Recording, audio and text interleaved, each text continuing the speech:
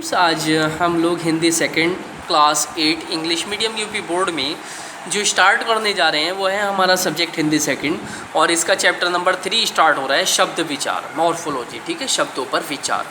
इसमें जैसे हमारे शब्द होते हैं तत्वभाव किसे कहते हैं, तत्सम किसे कहते हैं, शब्द कितने प्रकार के होते हैं, वाक्य कितने प्रकार के होते हैं, इन पर विचार किया जाता है। सार्थक शब्द किसे कहते हैं, निरर्थक शब्द किसे कहते हैं, इन पर विचार करना है। वही इस चैप्टर में हमें स्टडी करनी है। ठीक है, देखिए अब आप क्वेश्चन फर्स्ट है हमारे पास।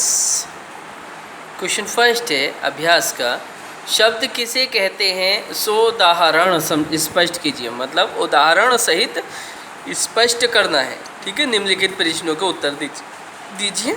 शब्द किसे कहते हैं उदाहरण सहित स्पष्ट कीजिए। ओके, देखिए साहब, वर्णों का उत्तर है ये उस क्वेश्चन का।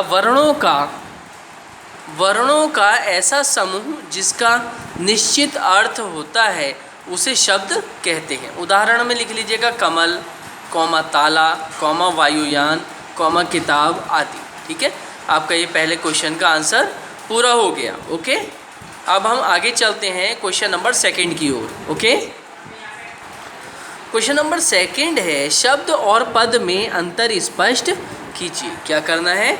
शब्द और पद में अंतर स्पष्ट कीजिए। ओके, इसका आंसर देखिए आप।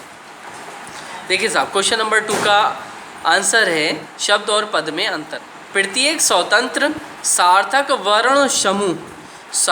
वर्ण समूह ऐसा समूह जिसका कोई अर्थ निकलता हो। किसका समूह?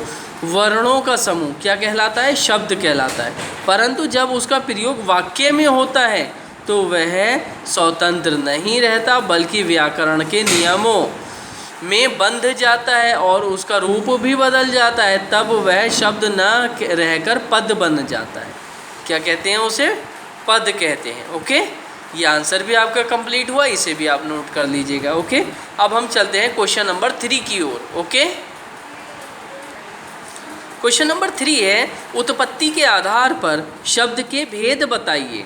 मतलब उत्पन्न होने के आधार पर शब्द कितने प्रकार के होते हैं।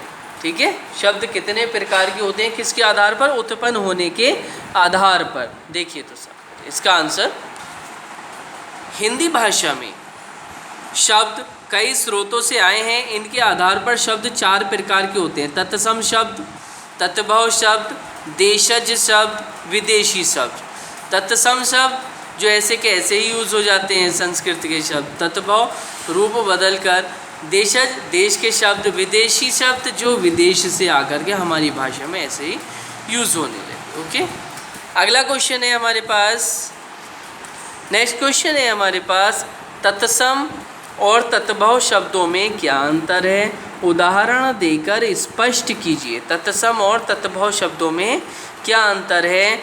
उदाहरण देकर स्पष्ट कीजिए। ओके, उत्तर में लिखिए तत्सम शब्द संस्कृत के वे शब्द जो उसी रूप में हिंदी भाषा में प्रयोग लाए जाते हैं तत्सम शब्द कहलाते हैं। जैसे पर्वत, जल, अग्नि, वानर, भूमि आदि। तत्भव शब्द का अर्थ है उससे उत्पन्न जो शब्द संस्कृत के मूल शब्दों से कुछ बिगाड़ कर हिंदी में प्रयुक्त किए जाते हैं, उन्हें तत्भव शब्द कहते हैं। जैसे पहाड़, मोर, आग, बंदर, दूध आदि। ठीक है, उदाहरण अक्षी आँख, कर्ण कान आदि। ठीक है, अगला क्वेश्चन है हमारे पास, यौगिक और योग ऋण शब्दों में क्या अंतर है? ठीक है, यौगिक शब्द और योग ऋण शब्दों में क्या अंतर है? ओके, इसका आंसर देखिए।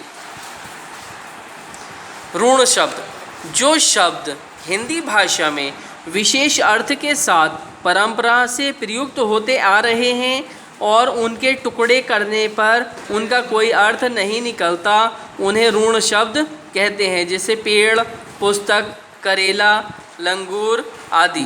ठीक है, यौगिक शब्द 2 या 2 से अधिक शब्दों या शब्दांशों के मेल से बनने वाले शब्दों को यौगिक शब्द कहते हैं। यौगिक शब्दों के खंड किए जा सकते हैं और प्रत्येक खंड का अर्थ होता है। जैसे नरेश, नर प्लस ईश, परोपकार, पर प्लस उपकार आदि। ठीक है, ये आंसर भी हमारा पूरा हुआ।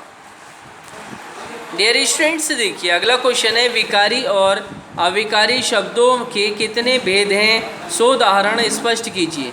मतलब विकारी शब्द और अविकारी शब्द कितने प्रकार के होते हैं, उदाहरण सहित बताइए। ओके, तो इसका आंसर देखिए। अब आप उदाहरण है हमारे सामने विकारी शब्द।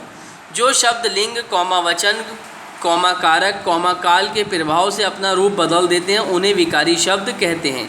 विकारी शब्द 4 प्रकार के होते हैं, संज्ञा, सर्वनाम, विशेषण और क्रिया। ठीक। अविकारी शब्द ऐसे शब्द जिनका रूप नहीं बदलता अर्थात लिंग, वचन, कारक, काल आदि की दृष्टि से उनमें कोई परिवर्तन नहीं आता, अविकारी शब्द कहलाते हैं। अविकारी शब्द निम्नलिखित प्रकार के हैं। क्रिया विशेषण, संबंध बोधक, समुच्चय बोधक, विषमया बोधक अविकारी शब्द हैं। ओके